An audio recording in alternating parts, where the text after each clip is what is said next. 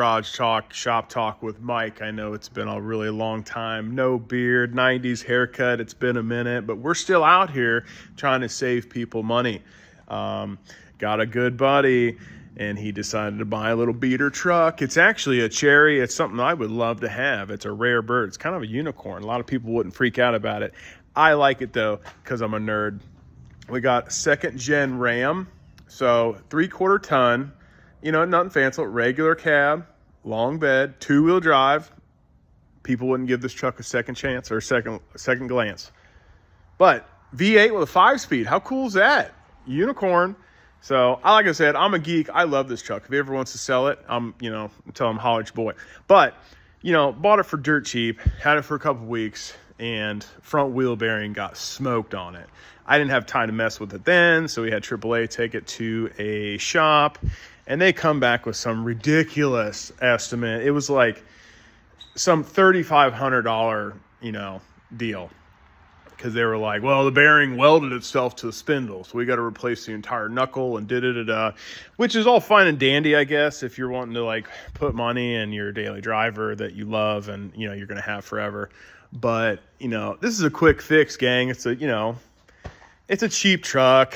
Let's get it back on the road. Because he was like, oh, I'm just going to drive to the junkyard. It's totaled. I'm like, whoa, pump your brakes. Let me take a look at it. So, finally got it. Let me show you what I got going on here. So, I already took the rotor off of it. But, when the truck showed up, this is basically, once I slid the rotor off, that bearing's free, but this was pretty much welded onto the spindle right here. So a quick little hack, take a grinder, put you a little cut in there, kind of follow the little channel here in the end of your spindle. Take a grinder, nice and easy, cut your little gap there, and then just get you a chisel and try to spread that thing. And boom, hit it. It popped right off. It was literally a 10-minute deal. So there's that. So got that off. Ordered some Chinese bearings for this thing because, nobody had them in stock. It kind of sucks. So it kind of hurts my heart that, stuff isn't super readily available for these old second gens at the local auto parts store. All right, here we go. We got our old rotor here, and there's the races down there. If you guys are familiar with popping those suckers out, no big deal. I've already got the new ones in there, but to get the old ones out, get you a little punch, and just like if we were going to do the outer one down there, you get your punch on his shoulder and just tap that around the outside of it so that little booger pops out. And then flip it over to the other side and same deal. Get your punch on the shoulder of that inner race and just tap it around the outside there till she pops off. No big deal. Had to beat the hell out of him because, she's an old girl. No big deal. But I got the old races sitting right there. They popped right out. There's these guys. That fatter lip will usually always go to the inside, and look at how the taper is there. So she just falls right in there. And then you don't have to have a race driver. I do. I mean, this is just a Blue Point deal here, but you pick out whichever size fits the race you're working on. So example, here's the big one we popped out. See, it's made to sit right on the shoulder of that race. It's not the end of the world if you don't have one of these. Just, use your punch and lightly get it in there. But like I said, there's the old ones there. And just drive them down in so that shoulder hits its stopping point. And you'll know because it turned into a really solid clunk. But here's some of the bearings. I bought the family fun pack, so it came with both sides. We're just doing one. But there's the little outer guy there. That's the one that was smoked. And there's the inner that goes on the back side there. So we'll get these all packed up with grease, nice and sloppy, just the way we like it.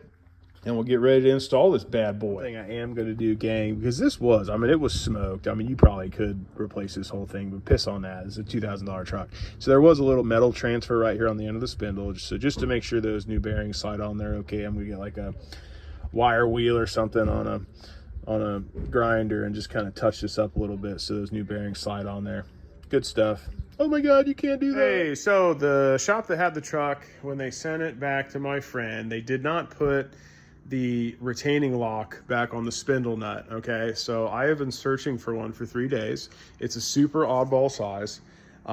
So this little guy has been the bane of my existence. And you know, you order them offline, and all the Chrysler part numbers have all been morphed into the part number for this guy, which that's the locker for the half-ton trucks. Not good. And then, you know, verified fit eBay castle nut, because I tried to go that route. This is for the 2-wheel drive diesel trucks, so it's huge, useless. This is for that hub assembly. And any castle nut you go buy is going to have the wrong threads. You want 7/8 by 16, and everything you can buy in store is fine thread, which is 14. So this is classified as ultra fine thread. So just so you know, if you ever need that, you can't find it. So Mikey made one. It's a little briar, but it absolutely fits on, and it's perfect, and we're going to throw this thing together. So grab your outer bearing. Pack this sucker full of grease. There's a million videos. You've seen this. You know how to do it. So we're going to pack this full of grease, shove it in the rotor, and get that frickin' rotor back on the truck. What a nightmare. I love that truck, though. All right, here we are. Got the whole assembly slid on. Got the new bearing in there with the spindle nut on there. So we're going to set a little preload action. Then we're going to back it off, because, you know, this little nut really doesn't do too much. It just kind of, you know, keeps it right where everything's supposed to be. So got my handy dandy torque wrench with a 3/4 socket with a reducer down to 1/2 inch. That's fun. So got her set for 30 foot-pounds, and we're going to slowly tighten this as we're spinning it. I'm going to seat that bearing. Let me get over here like this.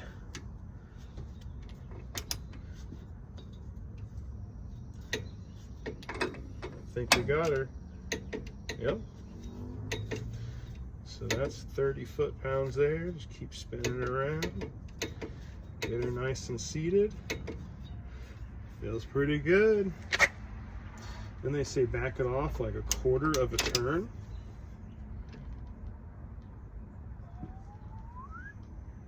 That's 1/4 of a turn right there. Oh, that feels pretty nice. Oh, I like it. Now let's get our handy dandy homemade locker on there. Homemade locker, let's go. Stick her on there. Oh, that's nice. Cotter pin. Oh, that's a cherry right there. Look at that. Oh, dang.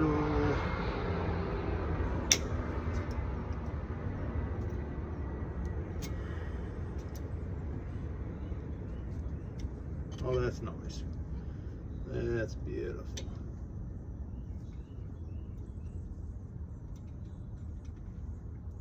Ugh. Oh, that's nice. All right, so now we're gonna get the caliper back on. No big deal. Get the wheel and tire back on. We'll see how she does. All right, gang, that's the end of the tale of the old 3/4 ton 2-wheel drive 5-speed 360 Ram. Got her back on the road. You know, sometimes it don't take a whole bunch of money. You know, shop wanted $2,500 to put that sucker back together with all of these different parts and blah, blah, blah. You know, we polished that spindle up a little bit, put a new bearing in that rotor, and she's back on the road. So, you know, I'm just out here trying to save people money, save myself money. We're all broke out here. You know, we doing what we can. So, well, till next time, keep your stick on the ice.